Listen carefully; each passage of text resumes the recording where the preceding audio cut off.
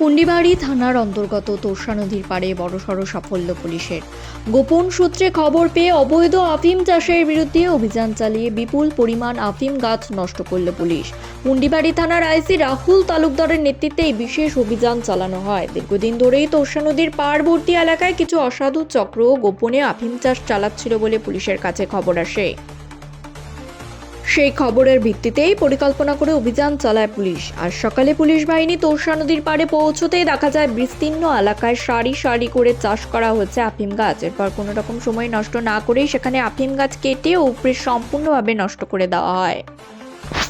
Police সূত্রে জানা গেছে এই আফিম চাষ থেকে তৈরি হতে পারত মাদক, যা যুব সমাজকে ধ্বংসের পথে ঠেলে দিতে পারত। তাই এই অভিযানকে অত্যন্ত গুরুত্বপূর্ণ বলে মনে করেছেন প্রশাসন। এই অভিযান স্থানীয় থানার একাধিক পুলিশ আধিকারিক ও পুলিশ কর্মীরা অংশগ্রহণ করেন।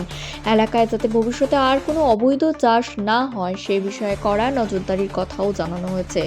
পুলিশ আরও জানিয়েছেন, কারা এই অবৈধ আফিম চাষের সঙ্গে যুক্ত তা খতিয়ে দেখা হচ্ছে। প্রয়োজনে দোষীদের বিরুদ্ধে কঠোর আইনানুগ ব্যবস্থা নেওয়া হবে। ইতিমধ্যেই গোটা এলাকায় নজরদারি বাড়ানো হয়েছে এবং সন্দেহভাজনদের চিহ্নিত করার কাজ শুরু হয়েছে। এই ঘটনায় এলাকায় স্বস্তির নিঃশ্বাস ফেলেছেন স্থানীয় বাসিন্দারা। তাদের দাবি, দীর্ঘদিন ধরেই নদীর পাড়ে এই ধরনের অবৈধ কাজ চলছিল, কিন্তু প্রকাশ্যে আসেনি। পুলিশের এই অভিযানে তারা খুশি এবং প্রশাসনের পাশে থাকার আশ্বাস দিয়েছেন।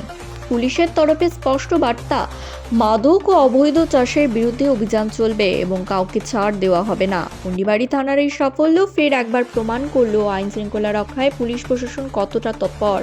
ক্যামেরায় ধরা পড়ল সেই অভিযানের একাধিক মুহূর্ত। দেখুন ভিডিও।